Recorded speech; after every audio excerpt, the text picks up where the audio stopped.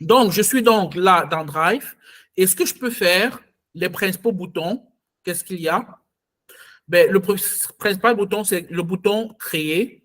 Ici, je peux créer un dossier, par exemple, c'est-à-dire un endroit où je vais mettre des fichiers spécifiques. Vous voyez, je mets par exemple ici exemple, ça c'est un dossier que je crée, exemple, dossier AG. Vous voyez? Et donc, c'est un dossier qui se crée, un dossier particulier. Dans un dossier, je peux créer d'autres sous-dossiers. Par exemple, je vais créer dans ce dossier que je viens de créer, le sous-dossier archive, qui est le sous-dossier dans lequel je vais mettre les fichiers sur lesquels je ne veux plus travailler ou bien dont j'ai créé une nouvelle version. OK? Donc, voilà. Voilà. Ensuite, ben, dans mon dossier Google Drive, je peux créer maintenant un fichier Word, par exemple. OK? J'ai un rapport formation. Vous voyez? Je peux créer un fichier Word. Appelle rapport formation. Vous voyez? Et voilà. Et j'entre les informations que je veux. Je peux créer un autre type de fichier qui est par exemple un fichier Google Doc, donc Excel. OK.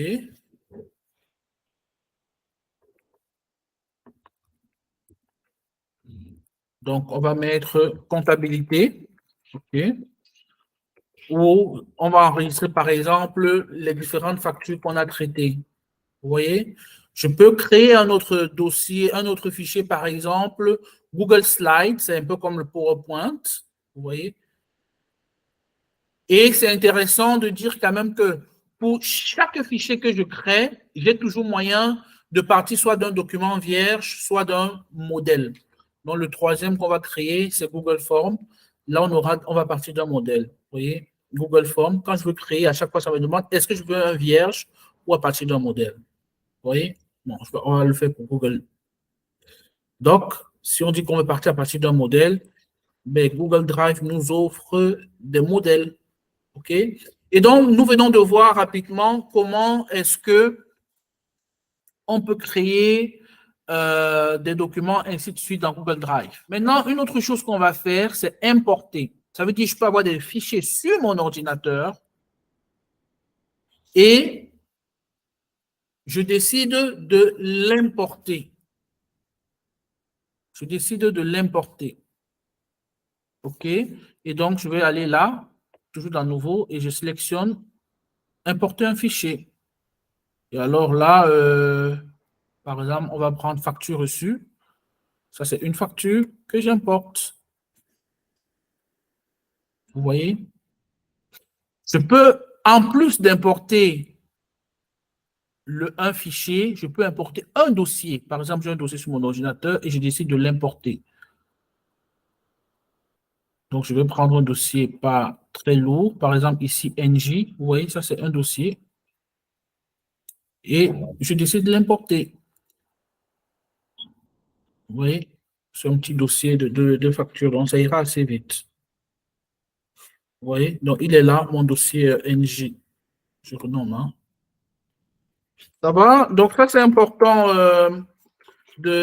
Ça, c'est vraiment le survol. Quelles sont les autres choses qui sont importantes à savoir? Il faut savoir que ben, dans Google Drive, je peux renommer un fichier, par exemple. Ça, c'était indirect. Je veux le renommer en test, par exemple. Test. Nous sommes qu'en septembre 2023. Vous voyez, je peux le renommer. Par exemple, imaginons que je travaille sur ce fichier et je veux créer une nouvelle version du fichier rapport formation.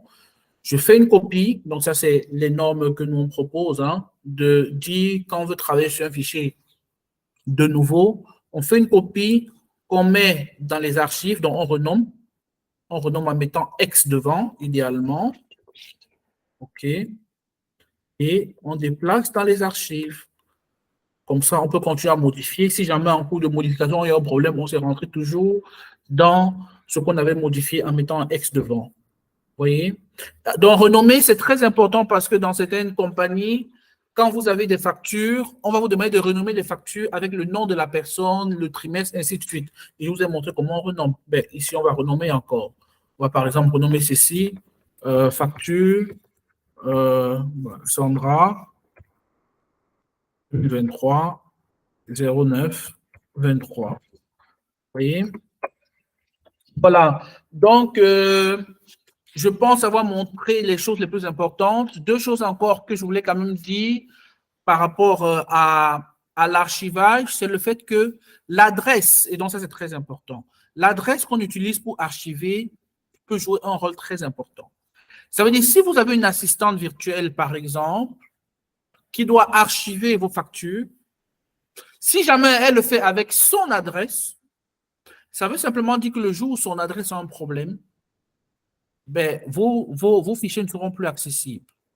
Et donc, pour ça, chez Warap et chez nos partenaires, WebLinks, nous, on met généralement à la disposition de nos clients voilà, des adresses spécifiques qui leur permettent d'avoir des immenses espaces de stockage et la secrétaire ou l'assistante qui fait les archivages utilise donc une adresse professionnelle en sorte que si jamais elle change de métier, par exemple, vos stockages ne sont pas perdus parce qu'il suffit pour nous de transférer tout ce qu'elle avait fait avec son adresse email sur votre propre adresse. Vous voyez?